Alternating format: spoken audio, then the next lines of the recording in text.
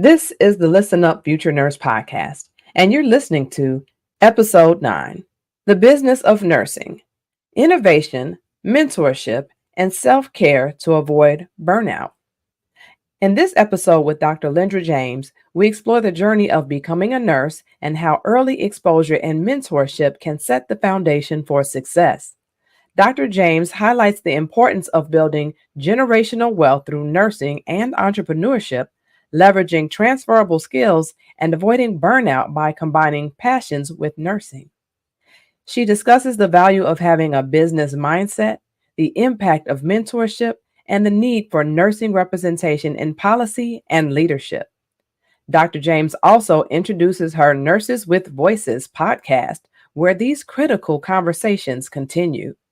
Finally, she emphasizes the importance of prioritizing self-care to transition from burnout to breakthrough and becoming a more effective nurse and leader. You're listening to an episode of Listen Up Future Nurse Podcast. Scan the QR code if you're watching, or click the link in the podcast show notes to get your virtual remote. Make sure to tune in and subscribe on Spreaker and follow us on all of your favorite podcast locations. And watch us live online on all of your favorite social media sites. No login, no problem. No matter if social media isn't your thing or you're taking a break, you can listen in right on our website. Save your data and this episode by downloading it from our website, nursinginspired.com/podcast. So if you have to take a pause, you don't lose your place where you were listening or your battery power. That'll also help our podcast rankings rise to the top. This podcast is hosted by Fallon and Flowers.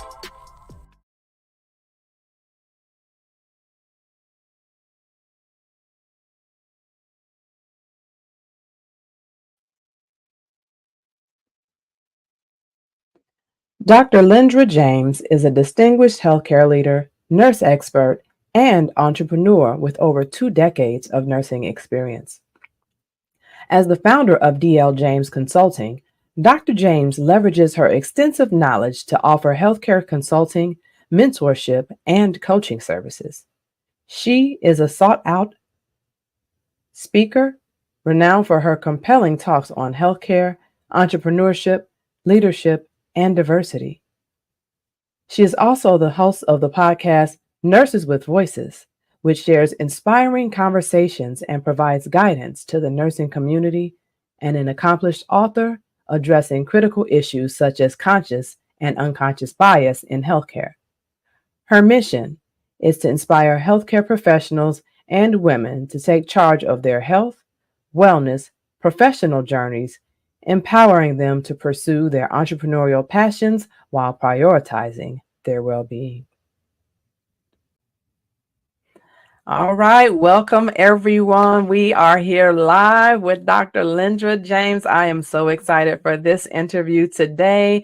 We have a lot to talk about, and so I am so glad that you all are here listening, and for those of you that'll be listening to the replay. And then welcome to our guest today. How are you? I am good. Thank you for having me. Excited to be here. And where are you hailing in from? So I'm in New Jersey today. Today. Okay. So you'll normally find me between Pennsylvania and New Jersey, and my practice is back basically in both states as well. Okay. So today I'm in New Jersey. Oh my goodness. Okay, my goodness, y'all. We have someone that is all across. She almost was something that say global, actually, but all across the United States. Okay, and I'm here in Chicago. All righty. The home where they're having the DNC right now, right? Absolutely. I know. So yeah. So it's so crazy. We've been watching it like every night, like just glued to this is history being made, Yeah, So absolutely. So for us, definitely watching recordings, replays, and all the things and everything, regarding that. But that's all right. But I'm so really excited, just seeing how many years that you've had in nursing so far and with your career so far. But I do want to take everybody back to the beginning, with this being about future nurses and everything. So tell us with you, what inspired you to become a nurse and about your nursing school journey when you started, like, how many schools you applied to, the types of programs, if you feel comfortable, how old you were when you were, applying, all the things. So if we're going that far back, whoo, We are take me going back. back. So if we're going that far back, I Uh-huh. really don't have one of those stories like, something major happened and it made me want to be a nurse. Hmm. It's really, so I grew up in East Orange, New Jersey, and Okay. we didn't really have, counselors who were really invested in our development or in our career trajectory. And I was an honor student, right? And I was Okay. like one of those like honor students. I received like a presidential scholarship, and I actually it was kind of coached to go to an LPN program. So there was an LPN program I think it was something like 10 months. It was a 10-month LPN program.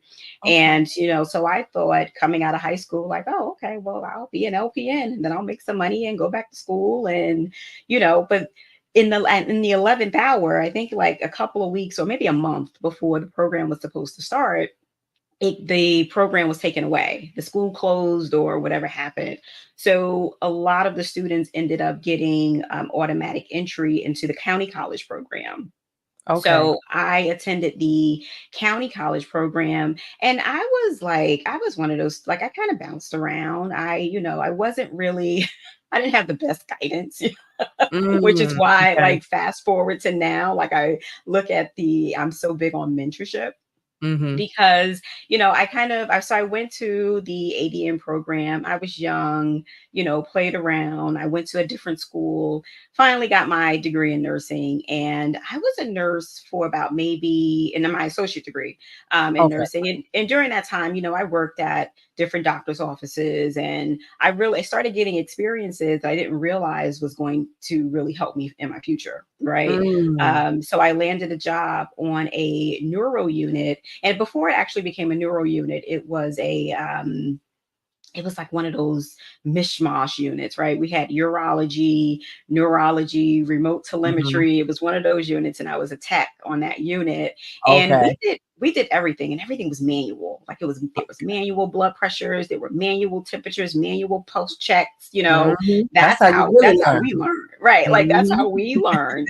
And I actually didn't go back for my BSN probably until so I became a nurse in like 2001. So it was probably Mm. about 10 years later that I went Okay. back for my BSN. And from there, because in between, I had a child, I started a Mhm. family. Of So, life course. happens, right? Life is life And and yes. right. And then when I did start to go back, by the time I did go back, I was ready to I became what I feel it to be a career student. At that point, because Ah, then it was my BSN, then it was the journey to my master's, and it became the journey to my doctorate. And from my doctorate, it became the journey into entrepreneurship. So I feel like I've been a career student throughout my career, throughout raising my family. I've been in school. And but we made it happen, right? And we yes. set examples for our children and for our family that they say, okay, if mom can do it, so can I. And that's the same thing that I tell other nurses who are even now coming into programs. Like I'm the person who and not to say that it's not challenging, but I'm the person Mhm. who, we can't talk about at daycare, right? Or I don't have a babysitter, or I can't Mm. study because I have children, or I can't study because you know what? We make time for what we need to make time for. And you have to think about with anything, the return on your investment. You're doing something and you're making sacrifices now that's going to come back and really affect you and your family in the future. So we make these sacrifices now in the moment so that Yes. we can eventually reach goals that we all can be proud of, our family, our children. And that's that. And in some cases Mhm. is actually breaking generational curses. Yeah. So then, when we talk about generations, I come from my brother. He, well, he received his PhD before I did, but my Mm. family, our generation, like from my brothers and my cousins, my first cousins, we're the first generation in the family to really start to get doctorate degrees and degrees because our parents, Mm. they didn't come from that. Okay. So Yeah. yeah, yeah, Wow. yeah, yeah. Wow, that's so amazing. To be the first, with that, Hmm. and just lean on, what they were able to give us and give us their best, whatever that was, and and then now impress upon that, on future generations about, hey, if I did it, you can do it, But I really do love though, although you didn't have an experience that led you in some big experience to say, oh, I really got to become a nurse, because of this big event, you were still exposed, which was great. So although you didn't have the career counselor there, in a way you were coached in a way. And then it's funny how that program was put in front of you and taken away. You could have went a whole nother direction. You could have Right, and said, okay, I'll look at, a pharmacy, or I'll look at this, or I'll look at that. right. But you decided to still keep going, and you went to the community college, and then you still pursued your education, which I really love. And then you said you were a tech on a mishmash floor. Mhm. So was this while you were in your associate's degree program while you were doing that? It was. So eventually, so it's Okay. funny. Like I said, I had, different jobs, like outpatient jobs. I worked in doctor's Mhm. offices. I did like some home care, and I eventually got a job in a hospital. And that actually, the job in the hospital was probably my last, probably 6 months of nursing school, but it Mhm. still helped. And Yeah. and I always think back, and I encourage anyone who is in nursing school to get a Mhm. job in the hospital, because a lot of times I see students who they're in nursing school, but they're working at Enterprise, right? Rent a Yeah. car, or they're working at a movie theater, right? And listen, Mhm. I understand we have to do what we have to do. Yeah. However, if you can get that job in that hospital setting, in that long term care facility, in that nursing home, something that's going to give you exposure, it's probably one of Absolutely. the best things that you can do for your career. Yes, yes, yes. I'm so glad you said that, because that is something that when I'm coaching students, I help them look at not only what helps them to look more marketable for applying to their nursing programs, but what's going to help to expose them more, and, just be able to give them kind of a fallback of something that they can do while they're in nursing school that really kind of makes sense, because things will start to connect, and as we might say, it hit differently. It's just like those things that you knew you were doing as a tech or as a CNA or as a medical assistant. It you look at it differently once you get the rationale from nursing school behind, what you're doing. But if you're just doing, things because that's what they taught you to do, and that you're just kind of going down this checklist of things, you're getting a rhythm of doing it, but you really don't know why. And then The sometimes why. that makes you want to switch it up a little, or cut this thing out, or do something in a different order. And it's like, no, you can't do that. And there's a rationale behind that. Mhm, mhm, mhm, and you're absolutely right. Knowing the why you're doing things, not just because it's like a check in the box, right? Or Hmm. not just because professor said so, or not just Hmm. because like this is, you have to really understand it. And I tell students all the time, even when it comes down to taking your exams, when you pass, it's because you Hmm. understood the information, not because you just Yeah. studied to pass the test. Like one Yeah. of the things that like grind my gears is like, well, do we have a study guide? It's Hmm. like, well, what's going to be on the exam? Everything. Tell Everything. them, Professor. No, but I say that jokingly, but it's I have a comprehensive understanding of the Mhm. information, because when you do that, that's really what helps with retention. If you're just studying, because the test is not going to say, okay, apples and oranges, right? The test is Mhm. going to ask you about vitamins in particular, right? Mhm. The test is going to ask you essential questions to make sure to see if you have that comprehensive understanding. It's not just Yeah. going to be Jack and Jill, or like that really fundamental way of, Yeah. thinking and This ain't no teaching. Like, regurgitation. No, no, right. no. You It's gotta not going, that's understand. not it. You have to understand the information. So Yes. that's not it. I can remember I can remember when I was a tech, it was so funny. Like it was like one of my first times on the unit. And I remember this nurse just running up to me and, handing me this, you're this UACNA kit, UA culture and sensitivity kit. She was like, go get this culture. I guess I was dressed in a uniform and I had to go get this culture. And I remember going in the bathroom, just trying to figure out how I'm supposed to put this urine in this tube. And I was, I was like, Oh, how is this urine supposed to go in this tube? oh But my you know God. what? But I hadn't worked in, the hospital setting before. And this is why when I Mhm. go back to say, if you can get that exposure going into the hospital, go into a facility. That way, when you become a nurse, things are more familiar to you and you're not Yes, just going off textbook and theory because it changes. It yes, yes. definitely changes. Absolutely, because I mean, experience totally makes a difference, and then the other thing is you mentioned familiarity, which I love that you said that because the other thing is if you worked like you said at a car place for instance, and then you now are just now touching a patient and doing patient identifiers and explaining things to them, it's like you don't have the same comfortability and familiarity with talking to patients as you would if you had already been working in the healthcare field at some point in time. And so I really do love that you said that, that piece.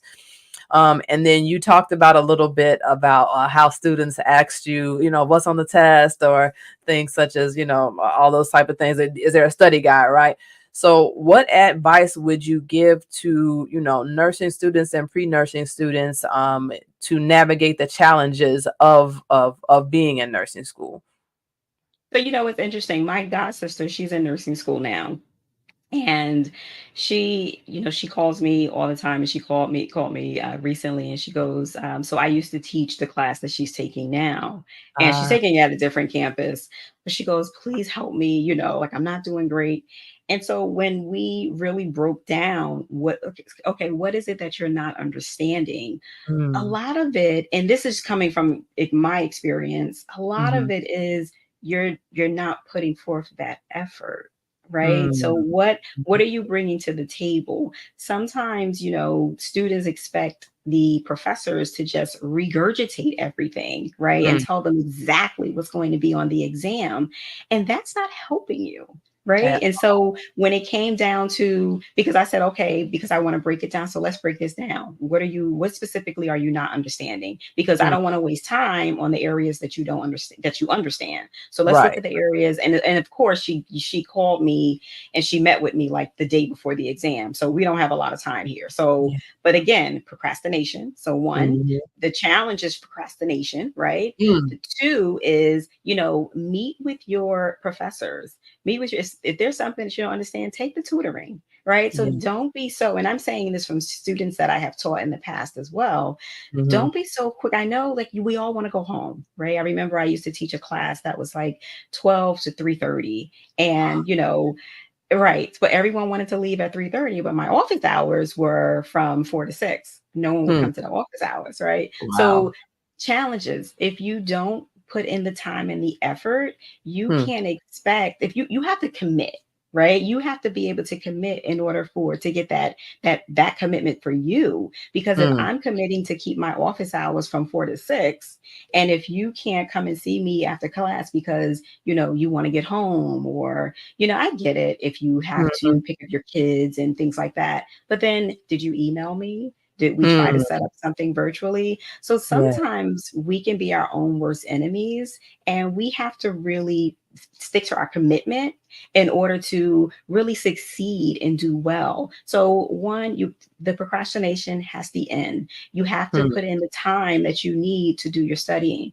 You have to, there isn't going to be a study guide. You hmm, have to figure out what's going to work for you so that you can put your studying in place. You have to be resourceful. Use your resources. mm, You get a lot, the students get a lot of tools. And I'm not saying you have to read every tool, but my students that have done the best in my classes are the ones mhm, who they read the articles, right? hmm, They're keeping up with mhm, current events, right? They're looking at, or they're really taking all of the information that they get from the classroom setting. They're doing the assignments. They're not doing the assignments just to pass, right? They're not just mhm, skipping through the assignments and just going straight to the questions.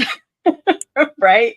You They're better tell actually it. taking the time to understand the information, and that's what's important. And that's how you can really overcome those challenges. She ended up getting a B on the exam, right? Okay.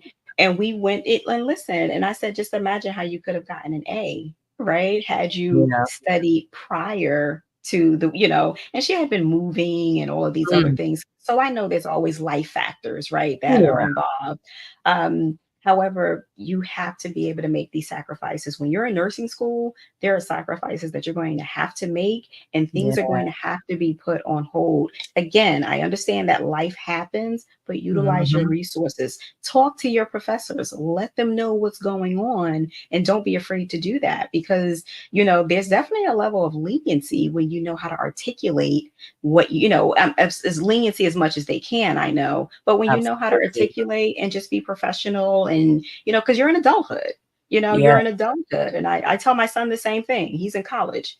You're an adult, you have to start adulting. you know and the Huh. same goes with the nursing students, is Uh-huh. you have to really speak up and advocate for yourself. My God. Oh, you dropped so many pills of wisdom.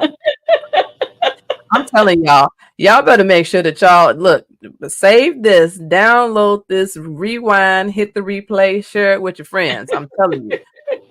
This is coming from somebody who is an educator, so they know, they have been there and seen. And not only have they been in your shoes as a nursing student, but also as an instructor. So, I mean, those office hours, they are that I was in my office hours with my professors. Yes, I Hmm. was.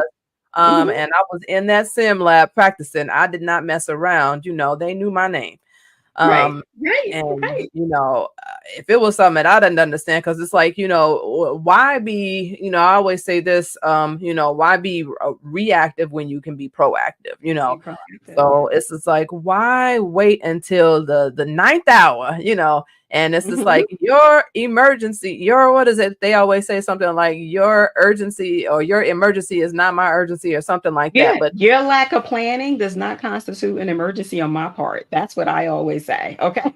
don't come in Like, here on the last hour, oh, the day. Yeah, come on now. You know that this is the concept that you have been struggling with, especially the thing is that if it's building upon another thing, and then now comprehensively, this whole thing you can't understand, and so, and I really say this not only just for the nursing students, really, but for the pre-nursing students too, because what I keep thinking back about is anatomy and physiology. mhm, And if mhm, you don't mhm. understand how one breaks down and how one connects to the other and how it all comes together, when we jump into, talking about heart failure and you really just kind of blew off that anatomy, Mhm, you're mhm. going to be in trouble. Somebody should be Yeah, able to say, oh, yeah, this person had JVD or this person had edema. What kind of what sided heart failure did they have? I don't even do this no more. I'm in women's health, but I still remember this stuff. right. There is some stuff that was ingrained in me in nursing school that has stuck. It has never left. And that's because Yeah, I had amazing instructors that not only taught during the nursing program, but we talked during their office hours too. And right. yeah, the emails got sent and everything. I was involved. And I love it when the students who come, they've failed maybe 2 exams or maybe even 3 Mm, exams. And it's mm, like, you're submitting and you're reviewing their action plans with them, and they mhm, still don't come to the office hours. Oh, we're supposed to meet at this time. They don't want to come and meet with you, because these are ways to really get your grades up. But now mhm. it's like 4 weeks left of school, and now you want to meet. And it's like, I can't help you. You should have either withdrew when you had the time, the point, or Yeah. now you want to come when you failed about 3 or 4 exams now, Mm, and mm, mm, some of them, like, you can do it because you might mm, be like 1 point away, or maybe you're 2 points away. But mm. why put that pressure on yourself? Right? Right. Why put that? Get ahead. And that's what I used to try to do, honestly. Like, I would try, and don't get me wrong. Listen, like I told you, I jumped around in nursing school, so I know what it's like. But I don't blame the professors, right? Yeah. I blame me. Yes. You got to have I blame accountability. me. Yeah, it has to be. Like, I know what I was doing, and looking back, it was no one but me who I could, Mm, blame, or if you want to say, if that's the word we want to use, it was Mhm. me. It was me not having, my mind wasn't where I needed it to be. But once I Mhm. got my mind right, it was game over. It was Yeah. game over. Like, that honor roll student came back, that those Mhm. presidential awards came back. Like, once I got my mind right, because we all go Same. through it, Mhm. listen, it is what it is. I'm just glad it didn't take me till I was, some people it takes them to like 30, 35, and they still, Mhm. trying to figure themselves out. For me, it wasn't that, thank God. Mhm. And that's because of grace. But I say that to say we all go through things, and I get that life happens. That's another reason why I'm someone who you can't pull the wool over my eyes either, because I've been where you are, Yeah. so, and that's the other thing. When they come to you with like, I'm like, listen, girl, Mhm. or guy, stop it. Right. And it's so important to me, like what some of the things you mentioned, like about withdrawing, like students, like you should be looking as soon as you can get your hands on that syllabus, get that syllabus, see what the point breakdown is on all of the different assignments and tests and things, see when the withdrawal date is. And it's like, it's not to say that, we expect you to fail or you should expect yourself to fail, Oh, but you should also be realistic. You should know that withdrawal date so that you have time to save yourself, because baby, you can have an incomplete or withdrawal on your or transcripts, because I'm a professional student too and I've been down the road myself, but having an F or a D on your transcripts, you don't want okay. that. Exact. And that's the point. And you don't, and that's, I'm glad you brought that up, because that's not, you don't want that. Yeah, You really don't. So you yeah, and that's really the point don't. there. Mm-mm. Like you said, when Woo, you're a career student, you know these things, you So know. I even tell my son, I said, he's this is his last semester at North Carolina A&T, and I told Okay. him, I said, send me your syllabus. He started school yesterday, and I said, send me your syllabus, and he's like, Mm, for what? And it's because for my own, I want to see. Because exactly. Yeah. I'm used to looking at syllabus, and I tell him, Right. well, your syllabus is going to guide you, and I don't think people realize that, because and it took me a while to realize that too. Like, oh, your syllabus is what you really need to refer to. This is how you know when Mhm. your assignments due, when your exams are. You can have something to refer to, because my Yeah. professors always would ask me about that. So that's an Yeah. important piece too. I would even Yeah. give like syllabus quizzes. I would give that to the students. I would give it. We get so in like the first week of class, because it's an Uh-huh. important piece of the Right. curriculum and they need to understand it. I mean, it would be like 5 questions or something like Mm. that, but it's just to kind of get them to really take a look at it, because so many students don't. And that's something that Mm. actually, when I was in my doctorate program, that I would have we had to do a syllabus quiz, and like for Ah. each course, and I was like, oh, this makes sense. So I kind of adopted that practice. Wow, that So is yeah. so cool and amazing. Okay, when I get to being an instructor, because yes, I'm claiming it. Thank you, Lord, in advance. I'm gonna incorporate that too. So my future students, don't be There you go. surprised if you get Go. a syllabus quiz. Okay. I like that. I like that. Oh my gosh. Okay. We got to take a quick commercial break and then we're going to come on back because yeah, we got definitely got some more to talk about. Absolutely here. So All thanks so right. much. I'll be here. We'll be right back, y'all. Do you remember that day you were sitting in high school and one of your instructors started talking about it's time to start preparing your mind for college, thinking about where you want to go, setting goals for the test scores that you'll need to apply, the grades that you need to get while you're here, going on college tours, and making sure you apply for scholarships? That time it may have been new to you, but after a while, this is something you've heard time and time again. Not only from your guidance counselor, but probably every teacher you've had along the way. You already know. This is what they do when they talk about college prep. But did they teach you about the career that you wanted to pursue? Something more specific. Something to get your career plans set more in motion. You don't see yourself sitting in that classroom anymore. When you were sitting there daydreaming, you know what you were thinking about? You were thinking about yourself sitting at the nurse's station at your local hospital, saving lives using the art and science of what nurses do. Go ahead and schedule your one-on-one discovery call today.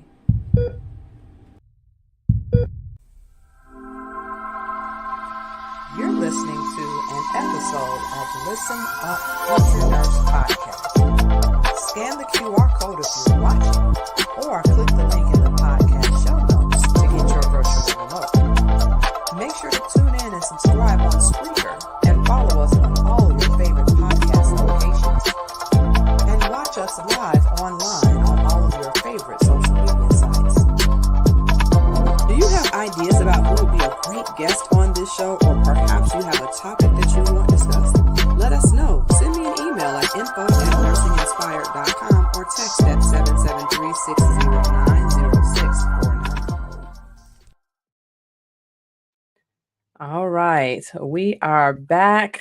We have been talking about so many good things when it comes to not only Dr. Lendra James, her background and how she, progressed all the way from associate's degree nurse all the way to having her PhD, but even some of the things that she's been able to do with students and just so many things, you all. So, Dr. James, please tell us.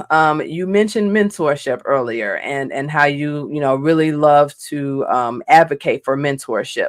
So for yourself as a mentor, what would you say that students should look for in a mentorship? I know that you really kind of looks like mostly mentor nurses, but what would you say for like pre-nursing students and nursing students? What should they look for in a mentor?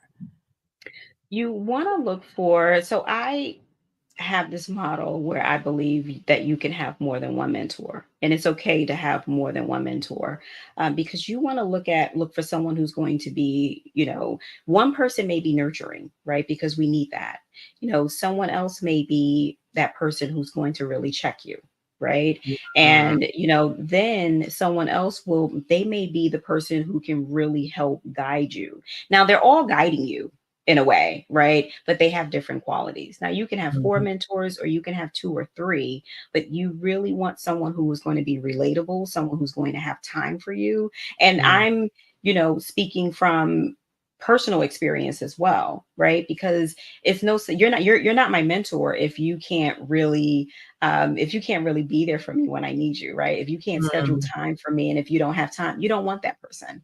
Right. Yeah. That isn't someone who, if they can't put you on their calendar, then why are you considering them a mentor? Right. If they're, pushing you off on someone else, then that's not really a mentor. You want someone who's going to be able to be nurturing. You want someone who's going to be able to guide you, and you want someone who has walked in your shoes. And that's really, because that relatability is going to be so important. And when I say walked in your shoes, they don't have to have the exact same story as you, but they can definitely understand where you're coming from, because that relatability is so huge. And in order for you to really, because you want to feel like they get you. And that's, you want them to, and even if, you want to feel like they do, and you want to believe that they do. You want to believe that they get you, and that the guidance that they're giving you is the proper guidance, right? Like the people, they're going to tell you, and they're going to show up for you. That's who you want as a mentor. So, and that's has been my experience when I've had the best cases of, and again, I'm talking about my own personal experience, because I actually didn't have mentorship, coming up into the nursing world. And it was, more of post nursing world. And I can't say post, once a nurse, always a nurse, but I'm more on the nurse entrepreneur side of things. And getting into that realm is when I stepped into mentorship, and it changed my life. It changed the trajectory of nursing for me, and nursing, being a nurse business owner.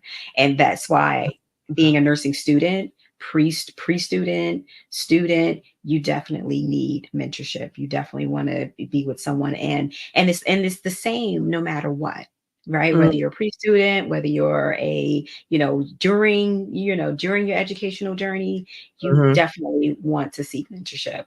while you're in it. And again, that's why I'm such a huge advocate for mentorship. Yes, yes. And if y'all saw down at the bottom of the screen, hashtag mentorship matters. I'm telling you, and for all of you, in January is actually mentorship month. So thank your mentor in January. Okay, beginning of the year, you can't forget it. New year, new me, all of that. But Yeah. you gotta thank that person who's been mentoring you too. And so thank you for everything that you're doing in mentorship as well, because you do a lot. You know, you got your podcast and you're consulting, you got your clinic, you're doing a whole bunch, which we already, looked at with your bio. So actually with that, I know part of your mentorship and part of the, it looks like, consulting that you do is helping nurses to, look at things such as entrepreneurship, but also switch between specialties and their career path and everything. How important is that? What's some of the important things, I guess I'll say, in that you kind of talk to nurses about? Because I think that if we can hear about it, what happens on the end for some of our students, they can still think about some of these things while they're in nursing school and even before that, to kind of help to form their journey a little bit. So for me, as I mentioned, I worked my way up to nursing leadership, and because I didn't have a mentor, there Mhm. was a lot of figuring out things on my own, right? There was a Oh, lot of nuances. And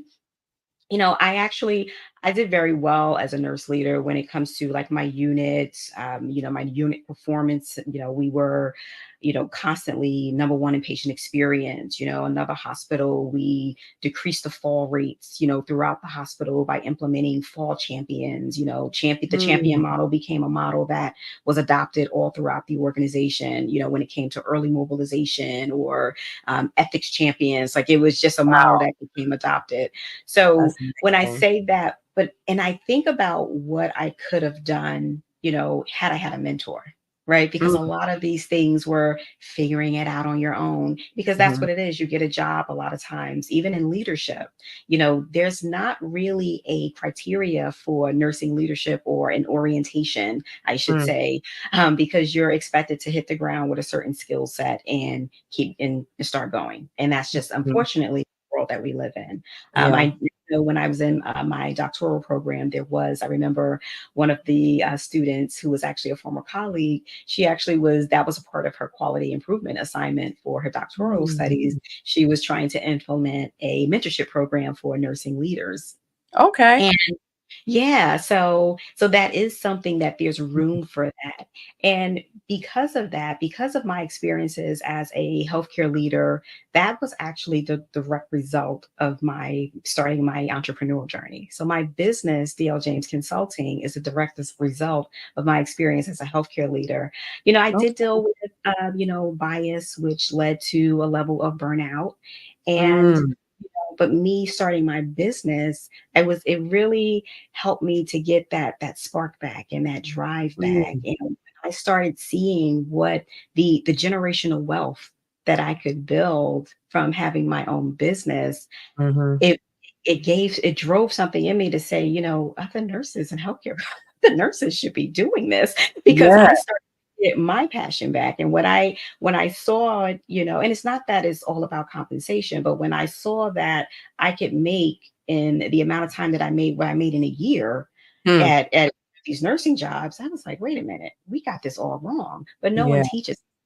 So when we Yeah. talk about curriculum and academia, there isn't really a business focus or an entrepreneurial focus when it comes to the academic settings, because they have their curriculums, right? A lot of times the Absolutely. schools are, and understandably so to a degree, because the schools are focused on, a lot of the programs, I should say, their pass rate. Right. They're Right. focusing on, for the nursing students there, their focus is the nursing student passing the NCLEX. Again, understandable.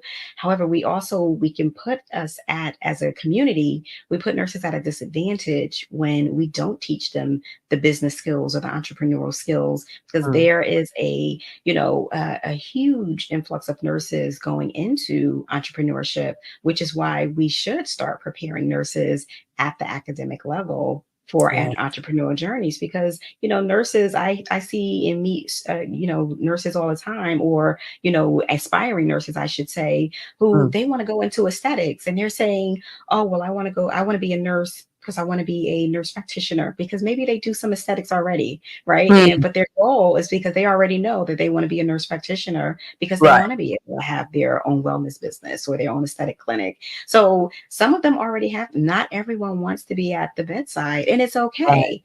Yeah. Now, we do need our bedside nurses as well. We do. We do need Absolutely. our bedside nurses. However, that's not the focus for everyone. Some people are going into the nursing because they already have an idea of something else that they want to do, which is completely fine too. But we should Right. adequately prepare them that way. And that's where mentorship comes in for me. So Mhm. my mission truly became to empower nurses to break through from burnout and build generational wealth, which is why Mm. I put together, programs like the Health and Wealth Expos or the Health and Wealth Summits. And, and I speak, and these are some of the topics that I speak to, because it is important for our community, because we need to be heard at various different levels, right? Mhm. Yes. Not just in the traditional setting of nurses, of healthcare, we need to be heard in the communities. We need to be heard at the legislative level. That's how Yes. to implement change and practices as well. So yeah, Yes. Oh so my that's true. And how I, just to give a brief understanding of how I mentor and coach, I use mentorship and coaching. So I use group coaching, or I use one-on-one coaching, and I use Okay. courses as well. So, and Awesome. that's a strong part of mentorship, just really getting to know. And I do small groups because I like that personal one-on-one, right? Not the mentorship programs. I know some people, have mentorship programs and they have, 50 and 60 people in their programs, but I like the intimacy of knowing, my clients, and knowing that I actually made a difference. So Yes.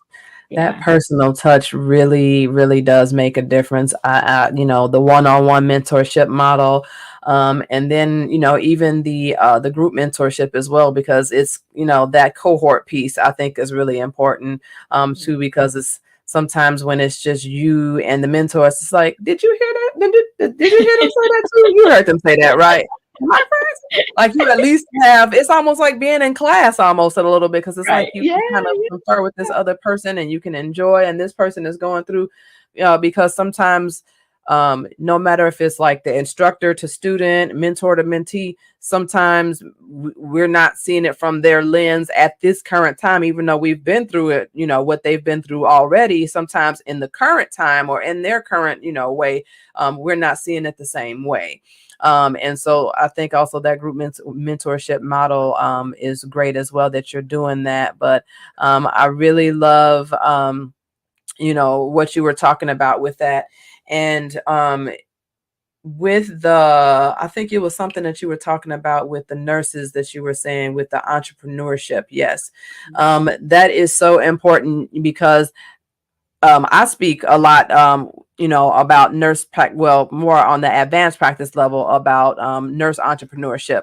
Um, but the difference is like, you're learning about it so far out, by the time that you become an advanced practice nurse and a nurse practitioner. And it's just like, if there are skills and passions that you have that can be added in addition to nursing, could you imagine people who learned that while they were, pre-nursing students, nursing students, graduate nursing student, after they graduated, and then if they wanted to continue on to advanced practice, fine. But either way, whatever you got, but it's just like the way that healthcare could look, and this world could look, if we had more nurses at the table, like you mentioned, in politics and all of these different places, how much differently things are. Because I see people use the phrase all the time, and they say something now, profits over patients instead of patients over profits, Mhm. and just so many different aspects of how things could be. But it's not just about the world and life and healthcare, but it's also about that nurses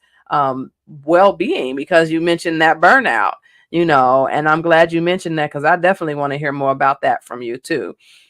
Um, Absolutely. And so actually with that, you sent something to me that talked about from burnout to breakthroughs. Uh-huh. What inspired all of your talks and all of your consulting and all of the things that you do when it comes to burnout for nursing? And you know what? It goes back to, like I mentioned, my experience as a healthcare leader. And just watching, other colleagues go through similar situations, at different points of their career. I can remember, I was at one institution and, nurses were just leaving and, they were resigning and there was always a complaint. And it wasn't necessarily about, it was a lot of it was organizational, and the organizations, Mm, they didn't want to hear that, right? Like they didn't want to hear, so, they would do their engagement surveys and, mhm. well, that's organizational. There's nothing we could do about that. Well, why not? Like, Right. why can't we It's do your anything about organization. it? Yeah. Well, why can't we You can do, change you this. know? So I remember I'm getting a job at another institution, us as nurses, it's not hard for us to get another job, right? So I got a Yeah. job, and, it was like a huge salary increase. And, I was going to be over, a few departments. So I remember thinking like, okay, Mm, it's going to be different, fresh start, right? Like, mhm, and, I was all excited about it. I got there. It was the same old thing. It was, mm, it mm, was, it was the, how Kamala say, it was the same old show, mm, like nurses were just leaving rapidly, leaders were leaving from like various departments. mm, And it was just like, and I'm just like, okay, it's not me. Because you get to a point where you start to question and ask yourself, you can feel like it's you, right? Like, mhm, mhm, is it me? Right. And then when I started seeing other leaders leave, and, at this institution, people were a little more vocal, because sometimes in leadership, there's just certain things you don't say, there's certain things you don't. And I got tired of that, because I felt like I mm, wasn't being able to be my authentic self, so to speak, mhm, yeah, and, I got tired of not being able to feel like I couldn't speak up. And this particular mhm, organization, leadership was leadership. So certain things you're not supposed to say, right, or mm, do. But I could see, and, of course, as leaders behind the scenes, we're talking, to each other and telling each other how we're feeling. And I was just like, the I had meeting just had after the enough. meeting. Yeah, yeah, exactly, right. And I had just gotten to a point where, you know, I felt like I was no longer aligning with the mission and the vision of the organization. And that was when I said I had to, step away. And I really was at a place where I didn't know if I wanted to be a nurse anymore. And it was starting to build my business. And because I felt like it was something still there. I said, I want to have an impact on a community. Mm, I want to advocate for self-care. And I really took time to advocate for myself and put myself first and prioritize myself, because as nurses, we don't do that. We don't mhm, prioritize ourselves, right? It's always our family, our kids, our patients. It's like we mhm, prioritize everyone except us. And when I started advocating and prioritizing myself, hmm, it was probably one of the best things I could have done. I became a better me. I mm, became a better mother, a better nurse, a better leader. And, ultimately was led me to be a better CEO for my businesses. ah, And a part of building my businesses, that's why I say my businesses were the direct result of my experience as a healthcare leader, because mhm, I was able to really transform that burnout and really overcome the challenges that a lot of nurses face. And a lot of nurses, they don't have the options of doing, or they do, but we don't mhm, always know what those options are. And yeah, thankfully for me, I really positioned myself to say, okay, I'm going to take all, and the knowledge and the expertise that we learn as nurses are natural born entrepreneurs, let me tell you, because our skills and everything that we learn, they're so mhm, transferable. Like yeah, it's because a lot of the skills that I learned in nursing leadership, or just in nursing alone, because listen, mhm, I've worked across the country, as a nurse, as, bedside nurse, resource nurse, before even going into nursing leadership. So mm, I learned a lot of different, techniques and skills clinically, professionally. Those mm, skills are all transferable when it comes to business. A Yes. lot of business is about customer service, right? About Mhm. satisfaction, and a lot of these things, you have to be able to speak to people. You have to be able to, but now budgeting was the one thing that I had to learn because, Mm. even though I had departments, again, that goes back to that skill that they don't always teach us in nursing. That was Right. something that I had to learn on the back end. I had to teach myself, but I really learned it when I started my Mm. business, right? Like I started Yes. learning because again, through taking certain courses and through just bettering myself, right? And through Mm. mentorship. So, Yeah. and that's why, like I said, mentorship is so important in building your brand Yeah. as a nurse, your Mhm. brand as, and people think branding, they think branding is all about colors and logos. No, you are branding yourself from the time you Mhm. go to nursing school, from the time you become a nurse, you're branding Mhm. yourself. You really, Yeah. really. So all of these things are so important. And I was able to do a lot of reflection by Mm. stepping away. And then once, especially when I got, started getting mentorship for my businesses, it really allowed me to do a lot of reflection as I was growing and developing. Hmm. My God. Y'all heard her say businesses, okay? That was an apostrophe on the end there, y'all. Yes. And as she said, self-care, that is so important because we can easily burn out in nursing, and I agree. I think that self-care portion and then also entrepreneurship helps to better balance that. There's a different value, that you see from your own time and your own commitment and your own sacrifices and resources and everything that you do when it comes to that versus working for someone, you know.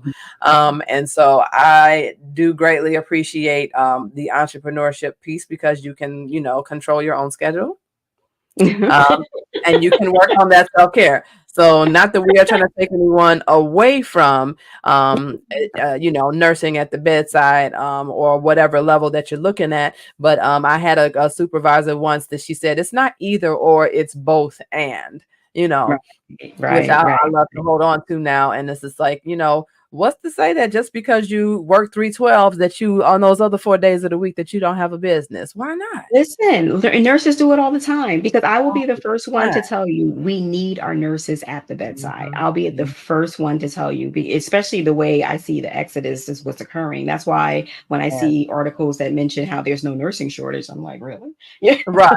Like, oh, I was okay. like, "Goodness, so, yes, it so, is."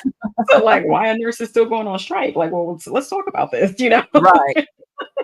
But we definitely need our nurses at the bedside, but let's be very clear. You have a lot of nurses who, yes, they work their 312s like you said, or they're Mhm, working part-time, whatever it is, and they have their side businesses. And mhm. their side businesses give them so much joy, and sometimes they work themselves up where their side business, it becomes their business and they have no other choice but to leave the bedside or to leave their Yeah. position. So there's Mhm, always ways to do it. It really, really, mhm. really is. And to your point, some people, like, nursing is a calling. It's not for the faint of hearts. It Yes. really, really, really isn't. And you have some people who they're at the bedside and they do want and they love being at the bedside, right? Mhm. Especially when they love their organization. And that's who I like to talk to. I like Mm. to talk to the people who are loving their organizations, and because I Yes. want to know, what are they doing there? What are they doing that Mm. we can learn from your organization and that can be adopted at other facilities? Like, what are they Yeah. doing? So I love talking to nurses when they're like, "Oh, I love Mm. it here." Like, really? Like, well, tell me. Mm. Well, You what's need to going come on on? the podcast. Like, come on, come on my podcast. Yes. Like, we need to talk about this because we do. Yes. And because I love to see when nurses, like, they come in and all fresh and they're just have such open minds, and their perspective is just like really green, right? And then Mhm, mhm. you see them months later or a year later or 2 years later, and you're like, what happened? Like, Hmm. happened? But then you have areas where the experience has just been amazing, and the nurses continue to be amazing as well. Mm. So Mhm. we want to really stop burning out our nurses so that they can stay, because we want them to Yeah. stay, right? Yes. That's fine. So Oh, organizations really have to hold up the mirror and ask themselves, what can we do for our retention? Well, mm. we can wellness into our organizations. We can implement that education that we just talked about, entrepreneurship. We can, really arm our nurses at the basic level, right? Mm-hmm. So, academia, implement some entrepreneur courses, some business Yes. courses into the program. Yes. Absolutely. Organizations implement wellness into your organization. What benefit can you add that will make your staff feel that, they're supported or they're empowered, right? Yeah. What innovative technique or solution that you're I was adding? waiting on that. What solution are you adding that you actually had a nurse at the table or Mm. nurses at the table to help with those decisions, right? Yes. So that Yes. not just putting just one more job, one more task, I should say, that Mm. you're adding to their already heavy workload. What are you doing Absolutely. for those solutions? So these are the things that organizations really have to think about. And, unfortunately, and some when I say this, I know I may catch some slack for it, but unfortunately, how you mentioned earlier, profit over patients, when we look Mm. at our CMS, and our reimbursement systems, that's what's driving our organizations, right? Those Mhm. nurse indicators are driving our organizations. Yes, And they are. unfortunately, the nurses who are at the front line, they're the ones, hence nurse sensitive indicators, right? So the nurses Mm. are the ones who they feel that, unfortunately, they get that extra burden. But our Mm. organizations have to ask the nurses, what can we do better and what can we do differently? And is that Yes. occurring? And just not wait till Nurses Week. Yes. That's a whole nother soapbox. But for the nurses out there, for the future nurses, you all need to hear and know this too, because this is what's going on. This is what you're entering into. You need to know what you're getting into. Absolutely. But Absolutely. that self-care piece is big. And then the innovation piece is big. You just will never know what solution, will be brewing inside of you that could, change the trajectory of patient care. And that innovation can turn into a business.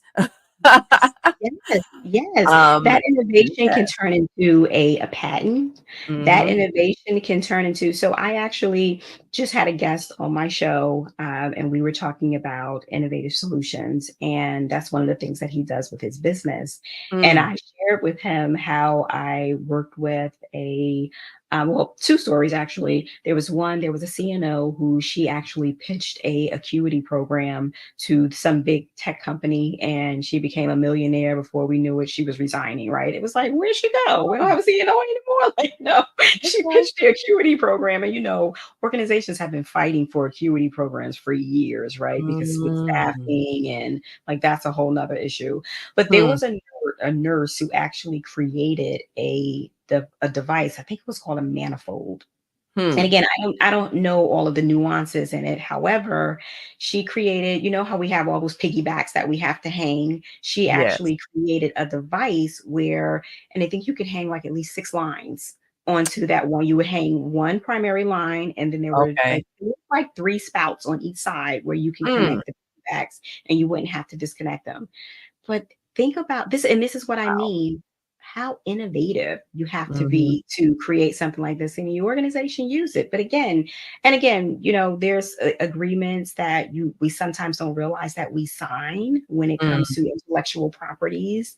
Yep. For if you're creating something and you're creating something on on the organization's dime or the organization's time, you know that may have been a part of the employee agreement. However, and again, I'm not telling the whole story. I'm telling the nuts and bolts of it. But basically, the organization now owned that manifold, but they distributed it and they used it throughout the organization. Just Wow. imagine. And again, I don't know if she got some type of cut in there. I don't know. Mhm. Right. But the point is, this came from a nurse, right? Mm-hmm. Like that's how creative we are, because we do so many workarounds. And we Yeah. used to it because we're in the front lines and we know. So we're very innovative. And that's why I say nurses are like we're natural born entrepreneurs. And we just have to Absolutely. do that. And it's, again, it starts with academia, because we don't, I remember being in class and speaking with my students, and I mentioned something about consulting, and I mentioned like my consulting, business. And they looked at me like I had three heads. Right. That shouldn't be. But again, they weren't used to those conversations. So, I had to Uh-huh. quickly pivot, but, Yeah. but why not though? If they had Right. that curriculum, if they had, even if it was a one credit course that talked about this, at Mm-hmm. least it starts to really, open up, their mind to possibilities. So Yes, yes, yes. Really, I'd imagine. I wonder why couldn't it be more involved in like a nurse leadership course?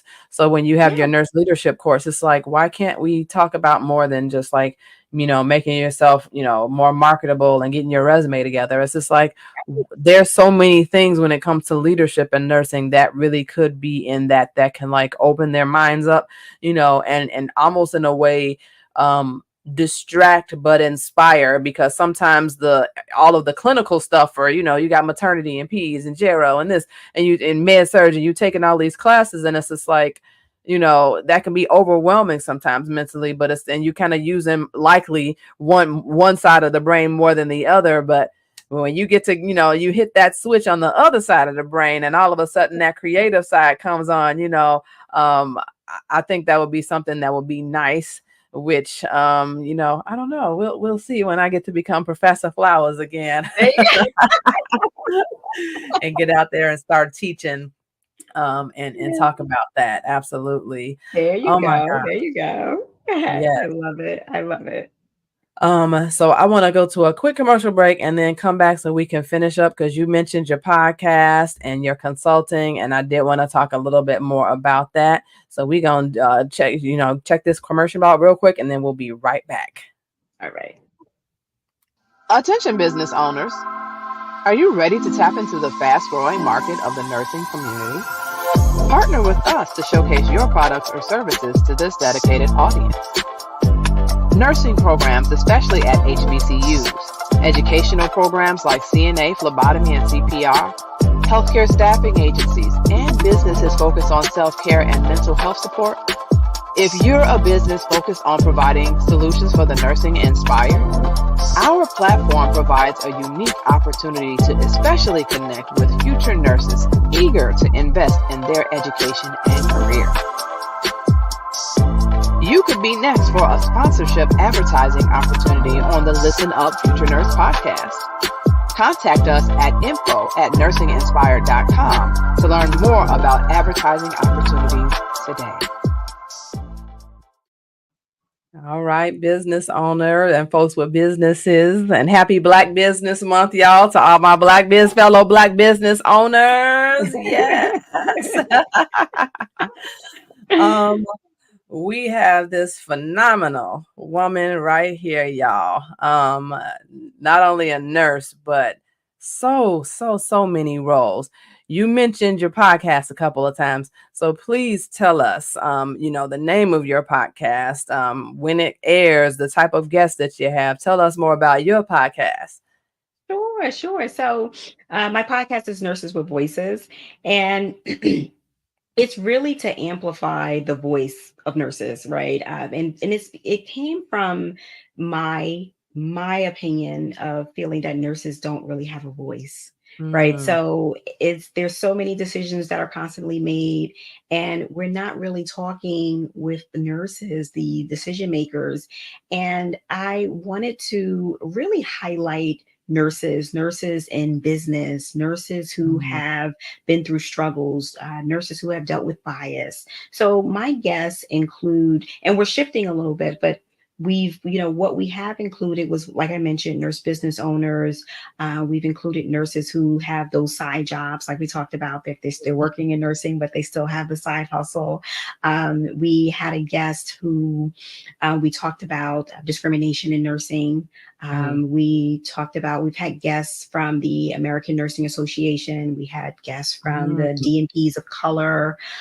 So we've had guests from organizations to, community platforms. And now we're shifting to really include guests that are not only just nurses, because the platform has mainly been about nurses, and will continue to be, but it's we're also going to include, the different disciplines that affect nursing, right? So when we look at that technology aspect of Mm-hmm. things, Yeah. when we look at we talk about the political aspect of things. So there's guests who I'm inviting on the show to really talk about, what they're doing from a policy level, what they're doing from an Good. innovative level. Of course, I'm going to continue to talk about nurses and nurses in business, but we're also going to be bringing on nurses who are, pro union, right? Or nurses who are actually at the bedside.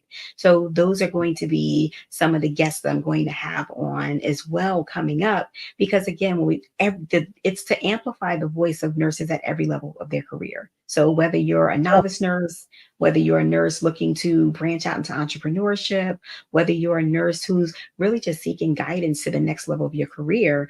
And again, that piece of it I wanted to include because again, it always comes back to the fact that I know I didn't have that. And I want to be able Yeah. to give that to other nurses, because I know I'm not alone in that. And I had to realize that.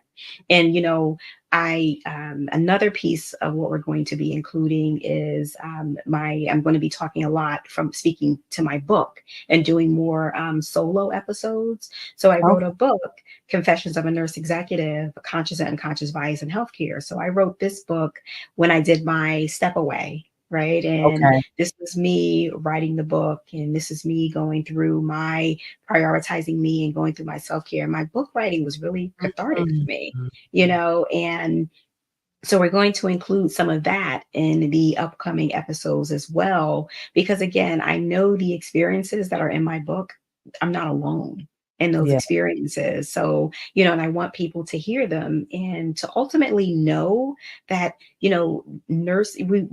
you really want to use your voice and use your voice the best way you can. And, and not let us any longer, we shouldn't be silenced.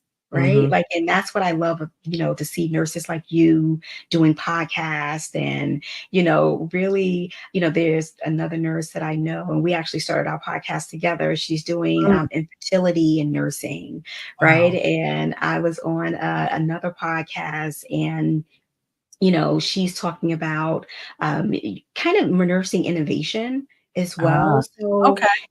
there's so many things that we're doing in nursing, but people don't know about it, right? Oh, And I was at even physicians, so I'm bringing physicians in as well and talking with them, um, because physicians go through burnout also, you mm-hmm. know, and that's something that we don't consider, but they're a discipline that's very close to us, and they Mm. all go through burnout. So, Absolutely. so there's definitely going to be some upcoming episodes that, you really want to tune into, because I'm actually excited about what we're doing with the podcast as well.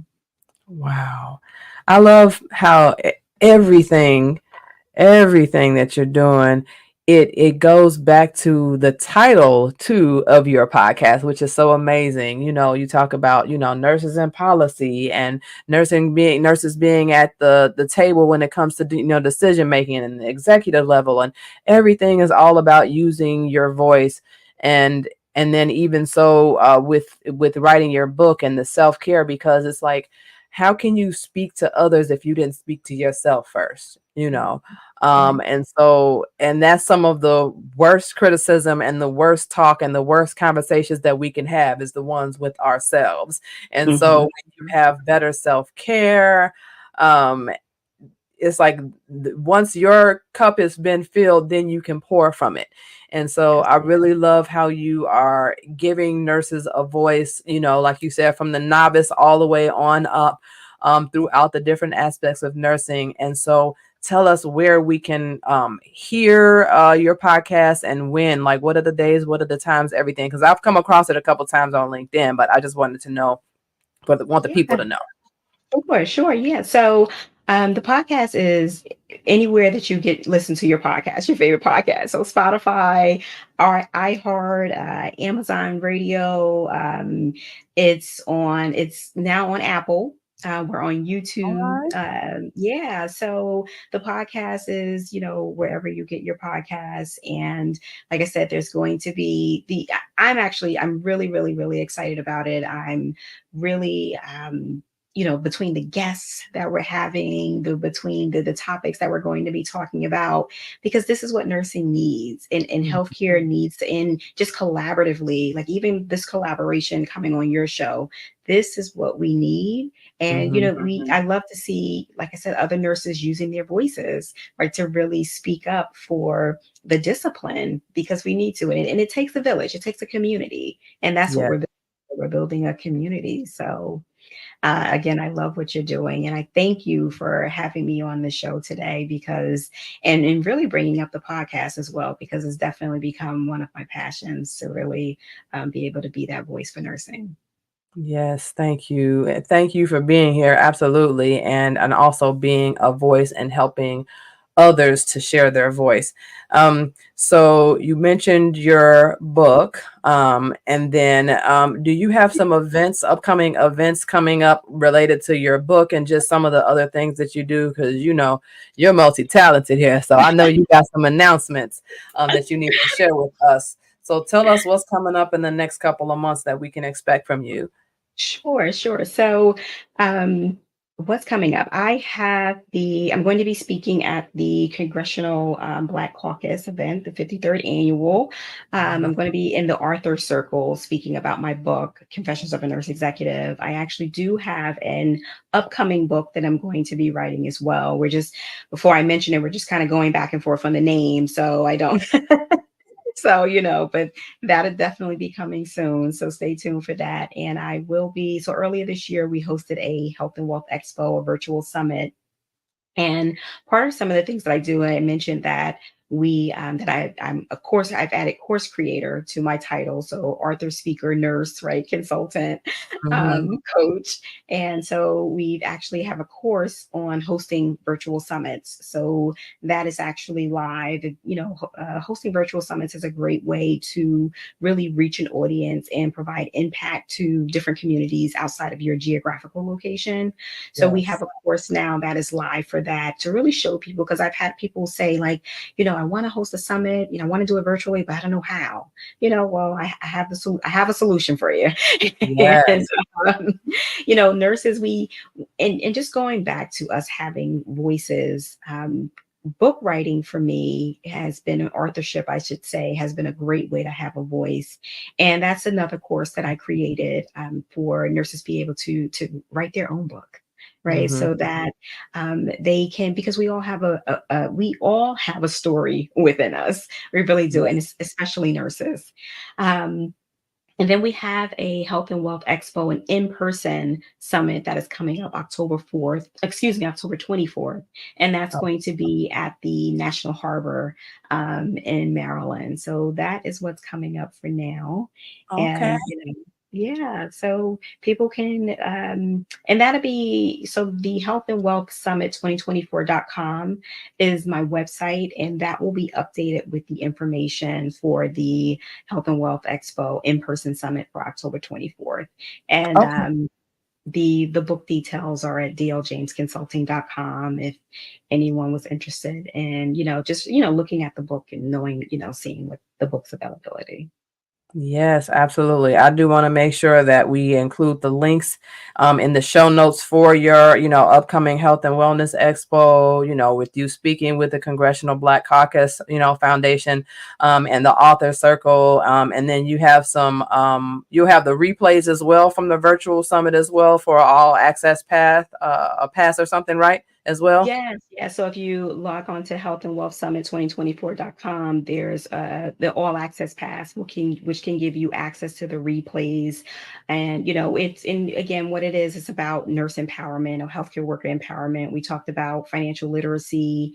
We talked about we had a healthcare law attorney talking about business startups.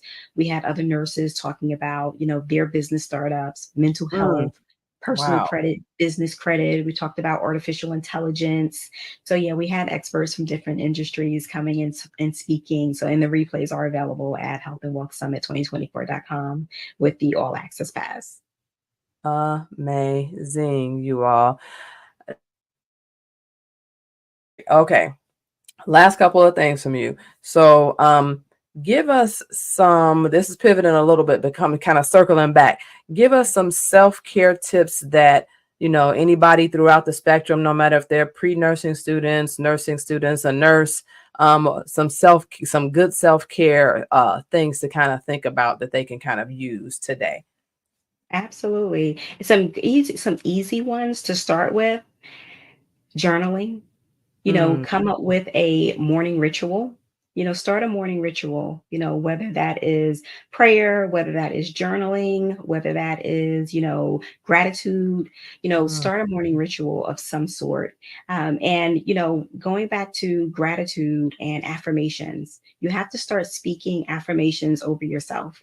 Right. You mhm, have to start speaking positively. I'm going to be a nurse. If you're a nursing student, aspiring nursing student, I'm going to be a nurse. You have to keep telling yourself that. Keep telling mm. yourself, I'm going to be a nurse. I'm going to be a nurse, and manifest it. Right. So, Yeah. manifestations, affirmations, morning rituals, and journaling. So, those are some tips that I can give you for self care just right off the bat. Thank you so much for that. I love that. And then I want to circle out before we get to your any last ways that we can contact you. My last question for you is the flip the microphone question. So flipping the microphone, making you the host for a second. What question do you have for me after today's episode? Sure, sure. So, I love what you're doing with the Listen Up Future Nurse podcast. And, share with me, where did you, and maybe it's a two-part question, maybe I'm cheating a little bit.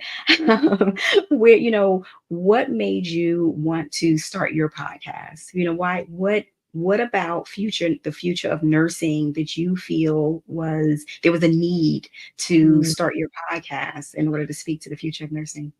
Wow, that's a great question. I think about what you said about, in the beginning for you, you didn't have a mentor, you didn't have a coach, you didn't have guidance. And and for me in the pipeline, I want to stay on the pre-nursing side of things, for folks that's on the beginning. I think when we kind of help to orient people to things, I'm always that person. I always love like harping on, let's make sure that the welcoming, is really laid out nicely. And so by doing this allows for future nurses to just be able to hear from people that look like them, that have been where they've been, to kind of keep them encouraged and inspired, because that's what we do, nursing inspired. Especially also if there are folks, and it doesn't have to be not just the specialty that maybe that they want to go into, but maybe it's something about that person's journey, to keep them inspired, because we can do all the academic things we want to make sure that we got all the test scores and the grades and the, prereqs and all of these things all set up, and, to make sure that we academically are there. But then what about, our spirit, our mind, our heart, our soul? Sometimes we need that a little bit of extra to kind of just inspire us, to kind of keep us going. And we think back to that person's story. It's going to be something about that, what that person said, or about what that, that person's story is, that I think that will help us keep going, and kind of remind us when we in that time of need. Awesome. Awesome. Well, thank you for that. Thank you. Yes, thank I have you. that question for when you come on my podcast. See? All right, sounds good. Sounds good. Yeah. Because I really didn't, and as I think about when I was in my journey, I didn't have a mentor, I didn't have a coach, I didn't know what I was doing, I Mhm. didn't know other folks that were going through what I was going through. And so it's just a wonderful thing to be able to really to give back.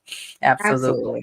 I agree. I agree. Because, like you said, when you know better, you do better, and you realize that you're not alone. You realize, like, this can't just be me, right? Like, I can't be Right. the only person. And in the moment, sometimes you feel like it. You feel like you're all alone, but then you Mhm. realize, like, I can't be there's got to be other people who need what I have to offer. It has to Mhm. be. Yep. Absolutely. Absolutely. I almost want to flip that song now. Instead of saying they not like us, I want to say they just like us. They just like us. We together. We the same. So yeah, absolutely. So, oh my gosh, it's been so amazing having you here today. Thank you so much for being here and all that you do in nursing, over these last couple of decades and all that you have still continued to do. You are consulting, you are authoring, you have your podcast. I mean, I can't even name it all. Y'all gonna see it in the show notes and in the bio and everything, because I can't even recall it all. But wonderful, wonderful, wonderful, Dr. Lendra James. I am so grateful to have you here. Are there any last remarks that you want to leave, ways that we can contact you, or anything else that you want to share with us before we close out? Sure, sure. I think I mentioned earlier, if I can be contacted, you can look at my website, DLJamesconsulting.com. And that really is a way for if you want to book a strategy call and speak with me, or because maybe, someone's going through what I went through, right? And you'll be able to see the services that I offer as well, everything from ebook writing to helping to prepare for the nurse exec board certification, novice leadership, like I said, ebook writing, right? Ebook writing. So yeah, you'll be able to see the services that I offer right there on the website. So, but yeah, that's the best way to contact me, or just connect with me on LinkedIn as well. So Yes, that's how we got connected as well, right, too. right. All All right. right. All right. Well, it's been such a pleasure. Thank you so much. Oh, and don't forget to, of course, check out the podcast, Nurses with Voices, because that's what, we want to have a voice there. So, Yes, absolutely. From one podcast to the next. So just put us both on your playlist, okay? there you go. There you go. All righty. Well, All thanks right. again. And y'all, we will see everybody the next time, okay? And thank you so much again, Dr. James, for being my guest today. Bye-bye. Bye.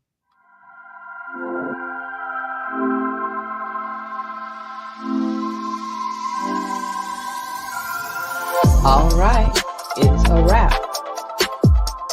Make sure to watch us live, listen to your favorite podcast locations, leave us a review, or if you'd like to reach out to support this podcast, reach out to me as a speaker, or sign up for coaching, please use your virtual remote.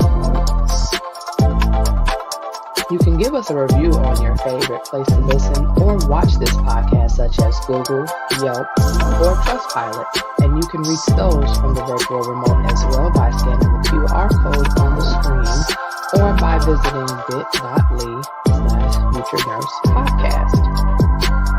Love what we're doing and want to create live streams like this? You can access the sign-up referral link in the show notes for StreamYard. If you'd like to be organized like the virtual remote, consider making one for your next event or as a link in bio with Societap. Please support this Black female-owned company and get yours today.